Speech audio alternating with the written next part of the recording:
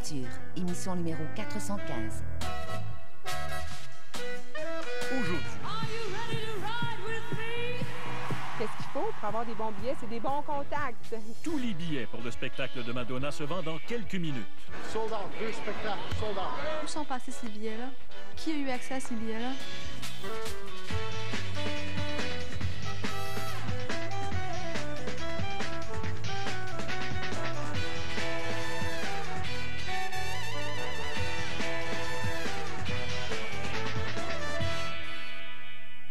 Bonsoir, bienvenue à La Facture. Vous avez peut-être vu ça, Madonna débarque à Montréal la semaine prochaine. Il y a beaucoup de gens qui ont compté leurs sous pour avoir la chance de la voir, de l'écouter en personne. Mais les billets pour son spectacle ont disparu à une vitesse hallucinante. Où sont-ils allés? Il n'y a plus de billets, mais on en retrouve des centaines sur des sites de revente à 2, 3, 4 fois le prix et parfois même plus. Qui en profite? Qui profite du public? Une équipe de La Facture a patiemment suivi la trace de ces billets disparus trop vite. Marja Vidal de Longueuil est une fan. Elle a été ravie d'entendre que Madonna revient à Montréal. Puis là, quand ça s'est déclenché, je dis OK, je manque pas le bateau. Hein. Comme elle travaillait le jour de la mise en vente des billets, elle a mis son conjoint sur le coup. Je l'ai appelé, je l'ai convaincu, j'ai tordu un bras, presque. Les billets étaient vendus sur le site de la billetterie Ticketmaster. Au Québec, on pouvait aussi en acheter en personne au guichet du réseau Admission. C'est ce moyen-là qu'elle a choisi. Je lui ai dit, s'il te plaît, il faut que tu te rendes là pour moi, je veux vraiment les billets. Le conjoint de Marja était donc à un guichet Admission le 24 mai à midi. Il me rappelle à 12h05, il me dit, il n'y a plus de billets. Là, j'ai dit, tu me niaises, tu me fais une blague, c'est vraiment pas drôle, là. Tu vas en entendre parler durant longtemps. Mais il ne blaguait pas et il était troisième en file. Marja se demande aujourd'hui si tous les billets étaient vraiment à vendre le 24 mai. Où sont passés ces billets-là? Qui a eu accès à ces billets-là? On se doute bien que certains sièges étaient prévendus. Mais combien exactement? Et qui a intérêt à tenir ces préventes? C'est ce que nous allons tenter de savoir. Ça semble assez simple. Il suffit de demander au promoteur du spectacle à Montréal, le groupe Spectacle Gillett. Oui, bonjour, Madame Montreuil. Le groupe Spectacle Gillett appartient au propriétaire du Canadien et du Centre Bell, George Gillett. Vous n'avez aucun plan à nous fournir. Ils ne peuvent nous rencontrer avant 2 semaines et il leur est impossible de nous donner un plan de salle détaillé. Tout au plus, ils nous disent qu'environ 15 000 billets ont été vendus pour le spectacle du 22 octobre. Merci beaucoup. En attendant, nous cherchons ailleurs tout ce qui peut nous aider. La chance nous sourit. Quelqu'un nous procure le plan que nous ne pouvons obtenir du groupe Gillett. Le Centre Bell y est détaillé au siège près. Un de ces 15 000 sièges sera occupé par Bianca Lalonde. J'ai des bons billets parce que mon père, il a des billets de saison. Alors, on a priorité sur tous les gens. En effet, ceux qui peuvent se payer un billet de saison des Canadiens à 5 000 $ ont un traitement de faveur. La chance d'acheter des billets de spectacle avant leur mise en vente. Est-ce que vous êtes bien placé? Oui, tout à fait, je crois. Section 101V, siège 11. Ces billets à 367 $ chacun lui donnent un bon siège. Mais visiblement, elle n'a pas été la première à se servir. Qui est passé avant elle? Marja a sa petite idée. J'ai repensé aux endroits qui pouvaient... que les billets avaient pu être distribués. Puis je pense que le fan club de Madonna a énormément de billets. Alors, nous avons trouvé un membre du fan club de Madonna dans la région de Montréal. Le principal avantage du fan club, c'est de pouvoir avoir la chance d'acheter des billets en pré-vente avant tout le monde. Donc, à peu près une semaine avant la mise en vente pour le grand public. C'est ce que Gabriel Vinet a fait. Mais ce privilège a un prix. Il paie 40 $ par année pour être membre. Malgré ce supplément, une déception l'attendait. J'étais convaincu que j'allais être capable d'avoir des billets très près de la scène, rangée AA. Mais finalement, j'ai été assez déçu parce que je pouvais juste avoir des billets dans la rangée PP. Là encore, on dirait que d'autres se sont servis avant. Mais qui et combien de billets en tout? L'homme qui a les réponses, c'est Jacques Aubé, directeur général du groupe Spectacle Gillett. Une déception nous attend le jour de notre rencontre avec lui. Il exige que nous parlions d'abord à Live Nation, le producteur de la tournée. Sans attendre, nous envoyons un courriel. En attendant leur réponse, nous parlons avec des gens du milieu du spectacle. Pour ces gros événements, jusqu'à 15 % des sièges sont réservés aux fan clubs.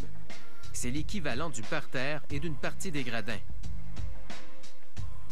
Tout ça était donc déjà vendu avant même que Marja puisse acheter des billets. Non, il n'y a plus de billets pour moi, alors ça m'oblige à aller voir ailleurs, à mettre un peu plus cher. Bon, Madonna, on va voir qu'est-ce qui reste de disponible. Sur les sites des revendeurs, Marja constate que les billets sont en moyenne 3,5 fois le prix au guichet. Un billet comme celui-ci, à 165 $, est à revendre à 565 $. C'est hors de prix pour Marja. Tous les billets, tous les prix que j'ai vus, toutes les offres, il n'y a rien que je me paierais présentement, c'est sûr et certain. Finalement, le producteur Live Nation répond à notre courriel. Pas question de révéler combien de billets sont prévendus, ni comment ils sont répartis. Quelques jours plus tard, Jacobé accepte de nous recevoir sans caméra. Il ne pourra nous donner aucune information précise sur le spectacle du 22 octobre, que du général. Nous retenons tout de même 2 chiffres. En général, 1000 billets vont aux détenteurs de billets de saison. Le groupe Gillett se garde aussi environ 200 billets. En ajoutant les 2250 sièges du fan club, le Centre Bell commence à se remplir. C'est presque le quart de la salle. Est-ce tout? Nous nous tournons vers des experts du commerce des billets, les revendeurs. Ce ne sont plus les scalpers d'autrefois. Aujourd'hui, c'est sur Internet qu'ils revendent des billets pour toutes sortes d'événements. Dans la plupart des provinces, dont le Québec, leur commerce est légal. Étonnamment, il nous aurait été plus facile de leur parler à eux qu'aux promoteurs du spectacle. Éric Bussière est propriétaire du site billets.ca. Il affirme qu'il a eu accès à une information privilégiée. La veille de la mise en vente, un employé du réseau admission lui aurait montré un plan des sièges à vendre. La personne d'admission, elle me dit « ben, il reste pas beaucoup de billets. » Comment qu'elle sait ça? Je dis, comment tu as pu savoir ça? Elle dit, ben, j'ai le plan de salle ici, je le vois. Je dis, tu vois le plan de salle? C'est vraiment ça. Là. Je dis, comment ça, là? Elle tourne son écran, là.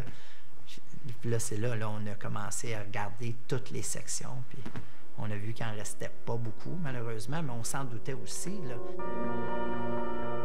Ce qu'il a vu nous permet de calculer que 30 à 40 des sièges étaient déjà vendus avant la mise en vente. C'est pas mal plus que ce que nous avons trouvé. Si Éric Bussière a vu juste, à qui sont allés les sièges qui manquent? La réponse est pourtant sous nos yeux depuis des jours. Des billets ont été mis aux enchères sur le site de la billetterie Ticketmaster avant la vente au public. Grâce au plan, nous avons compté 1611 sièges à vendre aux plus offrants. C'est 11 % de la salle. Ça concorde avec ce que nous a dit Éric Bussière. Le tiers de la salle serait prévendu. Vous voulez voir ce que ça représente sur le plan? Un tiers de la salle, c'est ça. Ça fait beaucoup de sièges. Tout ça serait prévendu. Les gens, ils se rendent au Centre Bell tout heureux en se disant « Youpi, je vais être là d'avance, je vais avoir des billets, blablabla. » Puis finalement, on oublie ça, ils redescendent de leur nuage assez vite. Et ce que vous voyez maintenant en rose représente les sièges qui ont été vendus aux enchères. C'est en voyant ça qu'on se rend compte que ça fait beaucoup. Je trouve ça plutôt gênant, personnellement. André Ménard est promoteur de spectacle et cofondateur du Festival de jazz. Notre plan des enchères l'a étonné. Ce qu'on fait dans le spectacle, c'est qu'on vend du rêve, on vend du bien-être, etc. Et quand ça fait l'objet comme ça d'une espèce de prise d'otage et d'enchères, je trouve ça un peu fort. Personnellement, les pratiques d'encan, j'y souscris pas. Mais c'est une décision de management. Hein. La salle n'a rien à voir là-dedans. Ça, c'est évident que c'est Madonna et son entourage qui décident de ces choses-là. Mais c'est sûr que ça, c'est les meilleurs billets. C'est les meilleurs billets. Mais je trouve ça un petit peu dégueulasse que ce soit Madonna qui fasse ça. Madonna n'est pas la seule. Plusieurs artistes en font autant. Les stars voient bien que les revendeurs font des profits avec leurs billets. Aujourd'hui, les enchères leur permettent d'empocher cet argent. Maintenant, ils ne veulent plus vendre leurs billets première rangée au meilleur fan qui attend 24 heures, parce que le meilleur fan qui attend 24 heures lui donne pas le maximum qu'est-ce qu'elle pourrait avoir, là, Madonna. Là. Certains sièges aux enchères ont été vendus plus de 2000 $, un prix de revendeur. Mais selon André Ménard, il est difficile de blâmer les vedettes. Dans le fond, qu'est-ce qui est immoral? Qu'un artiste soit payé le juste prix, c'est-à-dire celui que quelqu'un est prêt à payer, ou que ce soit les scalpers, les revendeurs qui les fassent. C'est déçu, mais elle va pas baisser. dans ma cote d'amour pour elle, admettons. Mais c'est sûr que je suis déçue. C'est pas quelque chose qui est plaisant à entendre. Madonna a finalement décidé d'ajouter un deuxième spectacle à Montréal le 23 octobre. Le groupe Gillett nous dit que pour ce spectacle-là, aucun siège ne serait réservé aux fan clubs. Également, les détenteurs de billets de saison auraient droit à moins de sièges. Le groupe Gillett nous affirme donc qu'en tenant compte de ces 2 soirs, 90% des billets étaient disponibles le jour de la mise en vente. Mais ils refusent de nous montrer leurs chiffres. Après la pause, on se retrouve le jour même de la mise en vente de ces billets au grand public.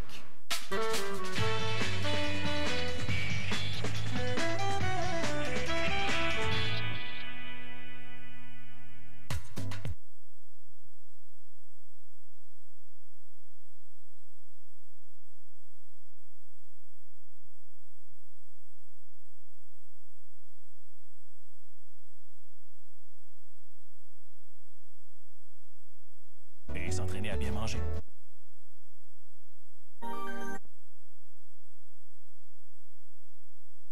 Sûr.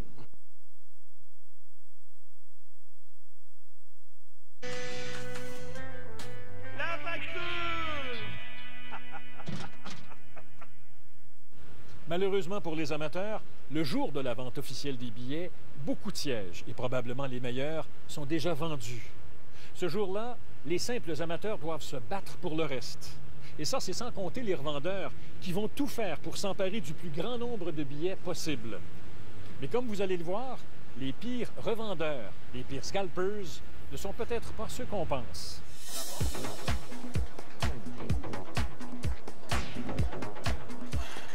Nous sommes le samedi 24 mai, un grand jour pour les fans de Madonna. Les billets pour son prochain spectacle à Montréal seront mis en vente tout à l'heure à midi. 821 personnes attendent fébrilement l'ouverture des guichets du Centre Bell. Parmi elles, Marilyn Bilodeau et Jessica Gauthier. En show, c'est quelque chose à voir. Là. Visuellement, c'est ce que j'ai vu de mieux. Là. Comme tous les autres, elles ne veulent surtout pas acheter des billets aux revendeurs. C'est vraiment beaucoup plus cher. Pendant ce temps, le revendeur Éric Bussière se prépare à acheter des billets. C'est vraiment, là, Madonna, là, c'est 1 ou 2 punch. C'est fini après. Là. À Radio-Canada, le chroniqueur web Vincent Groux s'apprête à surveiller pour nous les plus importants sites de revente. Aujourd'hui, on va regarder combien de temps qui s'écoule entre la mise en vente des billets et l'apparition de billets en vente en ligne. Nous avons aussi invité les experts d'une firme d'informatique pour savoir s'ils arriveront à acheter de bons billets par Internet sur le site de Ticketmaster. En totalité, on a peut-être une force de frappe d'une 30aine de machines. Reste à voir maintenant qui mettra la main sur les meilleurs billets. Ce ne sera pas facile. Le tiers de la salle serait déjà vendu à des fans comme ceux-ci, prêts à payer leurs billets plus cher. Puis, le reste de la salle sera mis en vente. Cette fois, les revendeurs veulent passer à la caisse. Il n'y a pas de truc miracle, là. Il n'y a pas de truc miracle. Éric Bussière assure qu'il fait comme tout le monde pour acheter des billets. Les gens en ligne, bien sûr, là, comme tout le monde. Par Internet. La clé maintenant, c'est l'Internet. Après ça, on espère d'avoir le plus de billets possible. Marilyn et Jessica espèrent aussi avoir des billets, même si leurs chances sont minces. Où vous êtes dans la ligne, vous, en ce moment? Dans les dernières. Oui. Dans les 100 derniers. Oui, 100 derniers. 100 derniers de tout le monde au complet.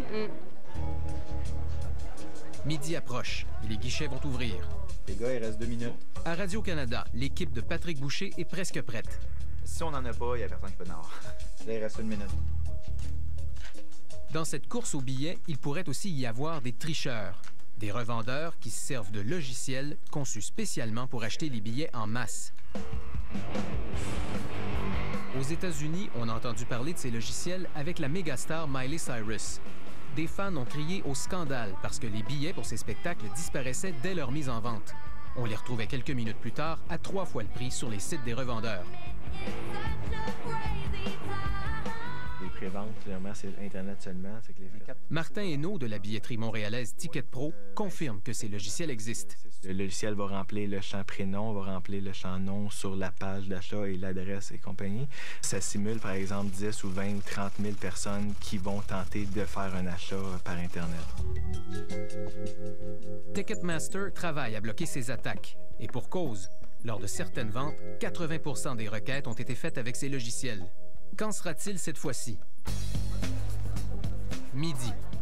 Au Centre Bell, les premiers en ligne entrent vers les guichets. J'en ai 4. La course commence aussi pour nos informaticiens. J'en ai 2 de confirmés. J'en ai 2 de confirmés aussi. À 12h03, surprise sur Internet. C'est fini, il n'y en a plus, il n'y en a même plus un. Un deuxième soir est tout de suite ajouté. Cette fois, 6 minutes et tout est vendu. Max, c'est fini. Au Centre Bell, quelques dizaines de chanceux ont le temps d'acheter des billets. Jessica et Marilyn, elles, repartent bredouille. Donc, pas de billets pour vous. Moi, c'est d'en trouver. Nos experts s'en sont mieux tirés en achetant sur Internet. Ils ont mis la main sur 26 billets. Mais entre-temps, sur le marché de la revente, le nombre de billets explose. Et regardez la quantité industrielle qu'on retrouve maintenant. Les prix varient. Vous voyez, ça va jusqu'à 2183. Mais le gros lot, je l'ai trouvé sur StubHub. Bon, on va de 120 $ à 15 000 $. Ticketmaster a-t-elle encore été la cible de ces fameux logiciels? La billetterie a refusé de nous répondre. Éric Bussière, lui, croit que ces logiciels sont surtout utilisés aux États-Unis. Ça a l'air que ça existe, mais j'en ai jamais vu de mes yeux vus, là. Donc, vous nous jurez, là? Je jure sur la tête de mes enfants. Donc, vous n'utilisez pas ça? Non. Alors, où prend-il ces nombreux billets à revendre? Il affirme que c'est vous-même qui regardez ce reportage qui les lui vendez. C'est souvent les fans qui enlèvent des billets aux fans. Parce que les fans nous revendent leurs billets. C'est comme les fans du Canadien. Il y a beaucoup de gens qui achètent des billets du Canadien. Ils se disent, je vais aller à un match, je vais en acheter 4, je vais vendre les 3 autres. C'est ça, là, le marché est rendu là. Mais c'est pas un peu facile, ça, pour un revendeur de dire ça, de rejeter le blâme, dans le fond, sur monsieur, madame, tout le monde, alors que dans le fond...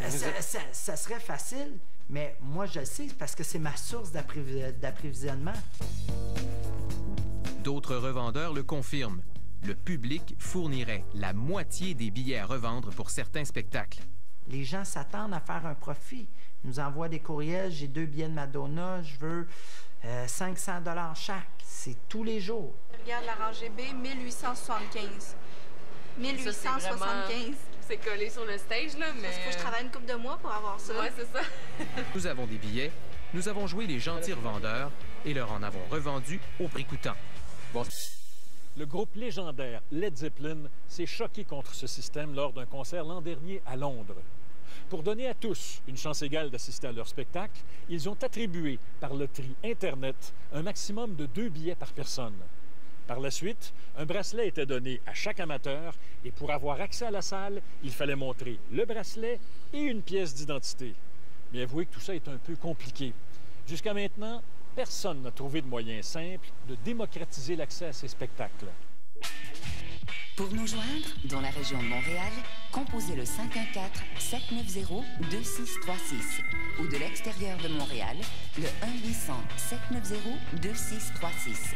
Vous pouvez aussi visiter notre site Internet à radio-canada.ca/la facture. Pour épargner, je suis à la bonne place. Oui, vous êtes à Épargne Placement Québec. Ah, ben oui, le nom le dit. La soirée électorale. De bonnes raisons de la suivre à Radio-Canada. Bernard de Robe, Daniel Lessard, Emmanuel Latraverse, Michel Cauger, Céline Galipeau.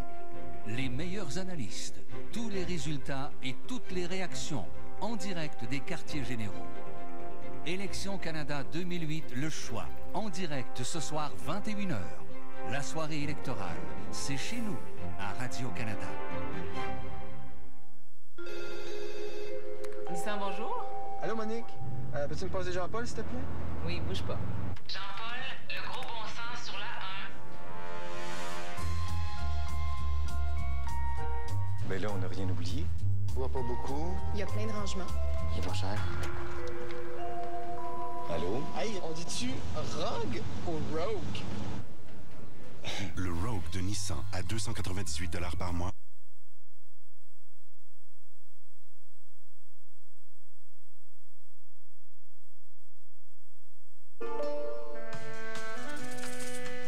À la facture la semaine prochaine.